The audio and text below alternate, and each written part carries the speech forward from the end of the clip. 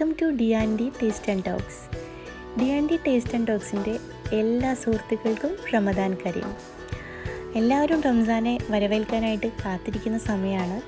നമ്മൾ ചെറിയൊരു പ്രീ പ്ലാനിങ്ങോട് കൂടെ ചെറിയ ചില ടിപ്സൊക്കെ പ്രയോഗിച്ചു കഴിഞ്ഞാൽ നമ്മുടെ അടുക്കള ഭാരം കുറയ്ക്കാനും അടുക്കളയിൽ ഒത്തിരി സമയം ചിലവാക്കുന്നത് ഇല്ലാതാക്കാനും അത്രയും സമയം നമുക്ക് നമ്മുടെ പ്രാർത്ഥനാപരമായ കാര്യങ്ങളിൽ ഏർപ്പെടാനും സാധിക്കും.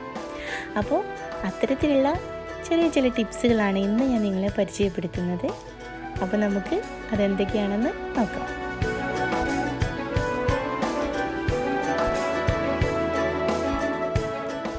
നമ്മുടെയൊക്കെ വീടുകളിൽ കോമൺ ആയിട്ട് നമ്മൾ ഉപയോഗിക്കുന്ന ഒരുപാട് മസാല പൊടികളുണ്ട്. അപ്പോൾ അത്തരത്തിലുള്ള മസാല പൊടികൾ എങ്ങനെ ഉണ്ടാക്കി സ്റ്റോർ ചെയ്യാമെന്നാണ് കാണിക്കുന്നത്.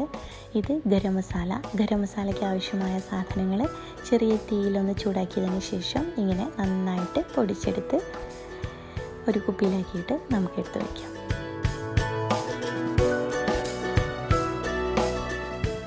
ഇത് അറബിക് മസാലയാണ്. നമ്മുടെ മന്തി, മച്ബൂസ്, കബ്സ തുടങ്ങിയ റെസിപ്പീസൊക്കെ ഉണ്ടാക്കാൻ വേണ്ടി നമ്മൾ ഉപയോഗിക്കുന്ന മസാല. ഇതും നമ്മൾ ചെറിയ തീയിൽ ചൂടാക്കിയതിന് ശേഷം നന്നായിട്ട് പൊടിച്ചെടുക്കുക.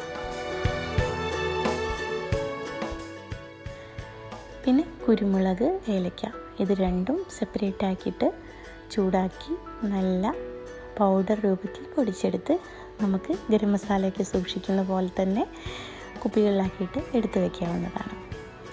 അപ്പോൾ നമ്മുടെയൊക്കെ റെസിപ്പിക്ക് അനുസരിച്ച് നമ്മുടെ മസാല കൂട്ടുകളിലെല്ലാം വ്യത്യാസങ്ങളുണ്ടാകും. അപ്പോൾ നിങ്ങൾക്ക് ഇഷ്ടമുള്ള നിങ്ങൾ ഉപയോഗിക്കുന്ന മസാല കൂട്ടുകൾ ഇതുപോലെ പൊടിച്ച് സ്റ്റോർ ചെയ്ത് വെച്ചാൽ നിങ്ങൾക്ക് ഒത്തിരി സഹായകമാവും.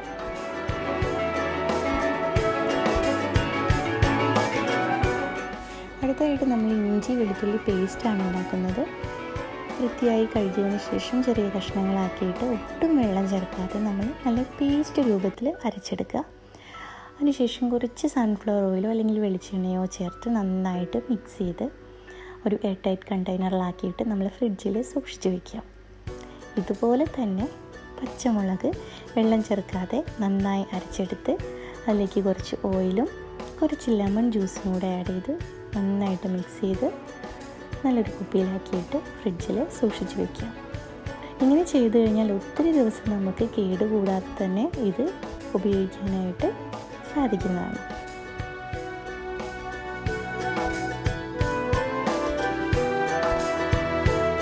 അടുത്തതായിട്ട് നമ്മൾ തേങ്ങ എങ്ങനെ സ്റ്റോർ ചെയ്യുന്നതാണ് കാണിക്കുന്നത്. തേങ്ങ ചിരവിയെടുത്തതിന് ശേഷം ഇങ്ങനെ ചെറിയ കവറുകളിലോ അല്ലെങ്കിൽ ഒരു ബോക്സിലോ ആക്കിയതിന് ശേഷം ഫ്രീസ് ചെയ്ത് വയ്ക്കും.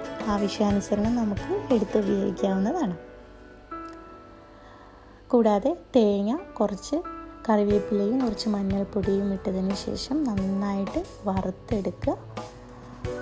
നമ്മൾ തേങ്ങ അരച്ച് വെക്കുന്ന കറികളൊക്കെ ഉണ്ടാക്കുന്ന സമയത്ത് വളരെ ഈസി ആയിട്ട് നമുക്ക് ഇങ്ങനെ എടുത്ത് വെച്ച തേങ്ങ അരച്ച് കറികളിലൊക്കെ ചേർത്ത് ഉണ്ടാക്കാൻ സാധിക്കുന്നതാണ്.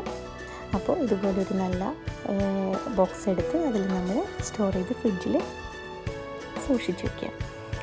അടുത്തത് നമ്മൾ ബ്രെഡ് ക്രംസ് ആണ് ഉണ്ടാക്കുന്നത്. ബ്രെഡ് ചെറിയ കഷ്ണങ്ങളാക്കിയതിന് ശേഷം നന്നായിട്ട് പൊടിച്ചെടുക്കുക. എന്നിട്ട് ചെറിയ തീയിൽ ഒരു ക്രിസ്പിനെസ് വരുന്നത് വരെയെങ്കിലും ചൂടാക്കിയിട്ട് ചൂടാറിയതിന് ശേഷം ഒരു ബോക്സിലാക്കിയിട്ട് നമ്മൾ ഫ്രിഡ്ജിൽ സൂക്ഷിച്ച് വയ്ക്കുക. ഇനി നമുക്ക് ഫ്രോസൺ കട്ട്ലൈറ്റ്സ് എങ്ങനെ സ്റ്റോർ ചെയ്ത് വെക്കാമെന്ന് നോക്കാം. ഇത് ഞാൻ നേരത്തെ തയ്യാറാക്കിയ ബ്രെഡ് ക്രംസ് ആണ്. അപ്പോൾ നമ്മുടെ ഓരോ കട്ട്ലൈറ്റും അതിൻ്റെ ഷേപ്പിലാക്കിയതിന് ശേഷം ഒരു ബോക്സ് എടുത്ത് അതിൽ നന്നായി അടുക്കി അടച്ച് ഫ്രീസറിൽ വയ്ക്കുക. ഒരു 2 വീക്സ് വരെ നമുക്കിത് ഉപയോഗിക്കാം. പക്ഷേ ഫ്രോസൺ ആയതുകൊണ്ട് നമ്മളെപ്പോഴും കുറഞ്ഞ ക്വാണ്ടിറ്റിയിൽ ഉണ്ടാക്കുന്നതായിരിക്കും നല്ലത്.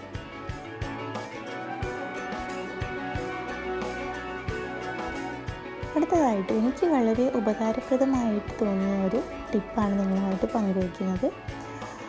നമ്മൾ ഓരോ റെസിപ്പി ഉണ്ടാക്കുമ്പോഴും അതിൽ കോമൺ ആയിട്ട് ഉപയോഗിക്കുന്ന കുറച്ച് ഇൻഗ്രീഡിയൻസ് ഉണ്ട്. കറിവേപ്പില, പച്ചമുളക്, ഇഞ്ചി, വെളുത്തുള്ളി, ചെറിയ ഉള്ളി, മല്ലിയില, പുതിനയില, ഇവയെല്ലാം ക്ലീൻ ചെയ്ത് ഡ്രൈൻ ചെയ്ത് നമ്മൾ ചെറിയ ചെറിയ കവറുകളിലാക്കിയിട്ട് ഒരൊറ്റ ബോക്സിൽ ഫ്രിഡ്ജിൽ സൂക്ഷിച്ച് വയ്ക്കുക. അപ്പോൾ അതിൻ്റെ ഗുണം എന്താണെന്ന് വെച്ചാൽ നമ്മളൊരു റെസിപ്പി ഉണ്ടാക്കുന്ന സമയത്ത് ഇങ്ങനെ ഓരോന്നോരോന്ന് തിരഞ്ഞു പിടിക്കേണ്ട ആവശ്യമില്ല. ഈ ബോക്സ് എടുക്കുക, എല്ലാം ഇതിനകത്ത് അവൈലബിൾ ആണ്. വളരെ ഈസി ആയിട്ട് നമുക്ക് കുക്കിങ്ങൊക്കെ ഫിനിഷ് ചെയ്യാൻ വേണ്ടിയിട്ട് സാധിക്കും. അപ്പോൾ ഇങ്ങനൊരു ബോക്സിൽ അത്യാവശ്യമുള്ള സാധനങ്ങൾ കുറഞ്ഞ ക്വാണ്ടിറ്റിയിലെടുത്ത് സൂക്ഷിച്ച് വയ്ക്കുക. അതുപോലെ തന്നെ നമ്മൾ വലിയ ഉള്ളി തൊലി കളഞ്ഞ് കഴുകി വൃത്തിയാക്കിയതിന് ശേഷം ഇതുപോലൊരു ബോക്സിലോ കവറിലോ സൂക്ഷിച്ച് വയ്ക്കുന്നത് വളരെ ഉപകാരപ്രദമാണ്. നമുക്കൊരുപാട് സമയം ലാഭിക്കാൻ സാധിക്കും. ഇനി നമുക്ക് എങ്ങനെ വളരെ ഈസി ആയിട്ട് നാരങ്ങ വെള്ളം ഉണ്ടാക്കാമെന്ന് നോക്കാം. നാരങ്ങ ഇങ്ങനെ കട്ട് ചെയ്തതിന് ശേഷം അതിൻ്റെ ജ്യൂസ് പിഴിഞ്ഞെടുക്കുക. ഈ പിഴിഞ്ഞെടുത്ത ജ്യൂസ് നമ്മൾ ഫ്രിഡ്ജിൽ ഐസ് വെക്കുന്ന പാത്രം എടുത്ത് അതിലേക്ക് മാറ്റുക. എന്നിട്ട് നന്നായിട്ട് ഫ്രീസ് ചെയ്ത് ലെമൺ ക്യൂബ്സ് ആക്കി മാറ്റിയെടുക്കാം. ഈ ലെമൺ ക്യൂബ്സ് നമുക്ക് നാരങ്ങാ വെള്ളം തയ്യാറാക്കുന്ന സമയത്ത് ഒരു ഗ്ലാസ് വെള്ളം എടുത്ത് അതിലേക്ക് 1-2 ക്യൂബ്സ് ഇട്ടതിന് ശേഷം പഞ്ചസാരയോ ഉപ്പോ ചേർത്ത് മിക്സ് ചെയ്ത് വളരെ എളുപ്പത്തിൽ വളരെ ഈസി ആയിട്ട് നാരങ്ങാ വെള്ളം തയ്യാറാക്കിയെടുക്കാം. ഇതുപോലെ തന്നെ നമ്മൾക്ക് മാംഗോ, സ്ട്രോബെറി, അവക്കാഡോ തുടങ്ങിയ ഫ്രൂട്ട്സിൻ്റെ എല്ലാം പൾപ്പ് എടുത്തതിന് ശേഷം, അതായത് വെള്ളം ചേർക്കാതെ അരച്ചെടുത്തതിന് ശേഷം ഇതുപോലെ നമ്മൾ ലെമൺ ക്യൂബ്സ് ഉണ്ടാക്കിയ പോലെ ഫ്രൂട്ട്സ് ക്യൂബ്സ് ഫ്രീസ് ചെയ്തുണ്ടാക്കാൻ സാധിക്കും. അങ്ങനെ ഉണ്ടാക്കിയ ക്യൂബ്സ് നമ്മളൊരു സിപ്പ് ലോക്ക് ബാഗിലാക്കിയിട്ട് സൂക്ഷിച്ചു കഴിഞ്ഞാൽ നമുക്ക് മിൽക്ക് ഷേക്കുകളൊക്കെ അടിക്കുന്ന സമയത്ത് അതിലേക്ക് ഈ ഫ്രൂട്ട്സ് ക്യൂബ് ആഡ് ചെയ്താൽ ഭയങ്കര ടേസ്റ്റ് ആയിരിക്കും. അപ്പോൾ ഇതേ രീതിയിൽ നമുക്ക് ഫ്രീസറിൽ ഈ ക്യൂബ്സിനെ സ്റ്റോർ ചെയ്ത് വയ്ക്കാൻ സാധിക്കും. അടുത്തതായിട്ട് നമ്മൾ ഹോം മെയ്ഡ് പാസ്ട്രി ഷീറ്റാണ് ഉണ്ടാക്കുന്നത്. 2 കപ്പ് മൈദപ്പൊടി അല്ലെങ്കിൽ ഓൾ പർപ്പസ് ഫ്ലോർ, കുറച്ച് എണ്ണ, ഉപ്പ്, ആവശ്യത്തിന് വെള്ളം എന്നിവ ചേർത്ത് നന്നായിട്ട് കുഴച്ചെടുക്കുക.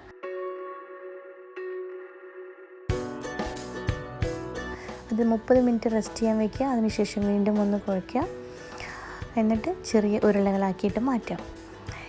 ഇങ്ങനെ ഉണ്ടാക്കുന്ന പാസ്ട്രി ഷീറ്റുകൾ വെച്ചാണ് നമ്മൾ samosa, spring role, chicken roll തുടങ്ങിയ സ്നാക്സ് ഐറ്റംസ് എല്ലാം ഉണ്ടാക്കുന്നത്.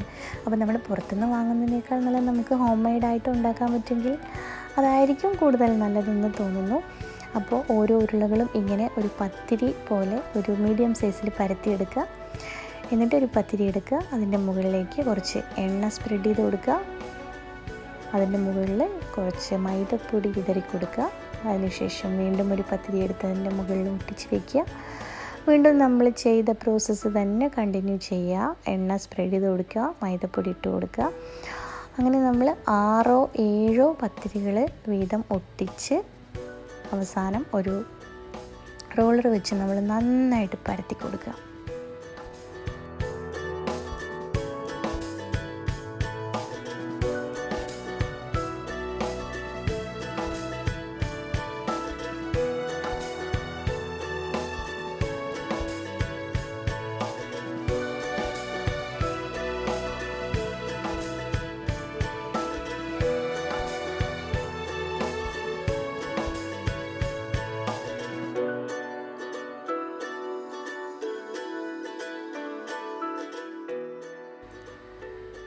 വളരെ കനം കുറച്ച് പരത്തിയെടുക്കുക.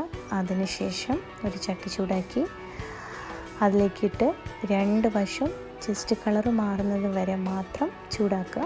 ഒരിക്കലും വെന്ത് പോകരുത്. വെന്ത് പോയാൽ നമുക്ക് ഒരു ഷീറ്റും വേർതിരിച്ചെടുക്കാൻ കഴിയില്ല. അതുകൊണ്ട് നിറം മാറുന്നത് വരെ മാത്രം ചൂടാക്കുക.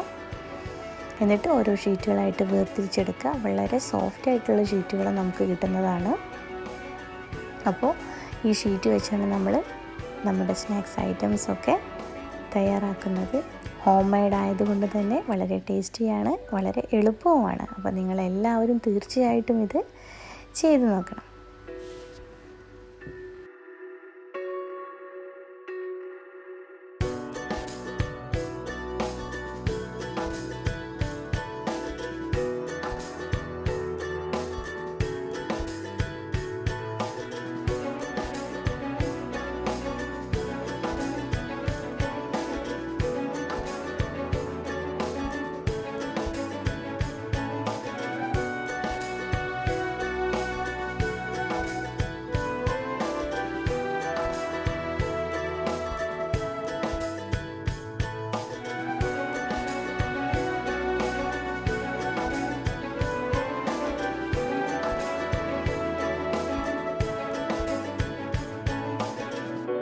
ടിപ്സുകളെല്ലാം നിങ്ങൾക്ക് ഇഷ്ടമായെന്ന് കരുതുന്നു. നിങ്ങളുടെ അഭിപ്രായങ്ങളും നിർദ്ദേശങ്ങളും കമൻറ്റ് ബോക്സിൽ എന്നെ അറിയിക്കുക. അപ്പോൾ മറ്റൊരു പുതിയ എപ്പിസോഡിൽ കാണും വരെ എല്ലാവർക്കും നന്ദി, നമസ്കാരം. It's me Shabana Nuruddin.